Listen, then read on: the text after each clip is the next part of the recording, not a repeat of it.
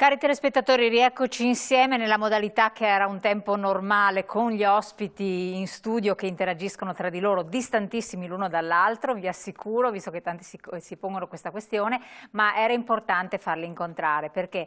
Perché, dopo ve li presento, rappresentano delle categorie produttive strategiche importantissime per la nostra regione, in realtà anche nel nostro paese, e ci sono diverse questioni che purtroppo, tanto per cambiare, non vanno bene. Il recovery plan è da mettere sotto osservazione, gli industriali a livello nazionale si sono già pronunciati in modo molto critico, le categorie produttive a livello nazionale sono state convocate proprio ieri per discutere di questo, ma vediamo di capire con la lente di ingrandimento sul nostro territorio cosa non va, cosa si può fare, cosa invece assolutamente non si riesce o non si dovrebbe fare. Ma per capire chi sono i nostri interlocutori odierni restate con noi intanto spazio allo SPI CGIL e alle questioni delle pensioni. A tra poco.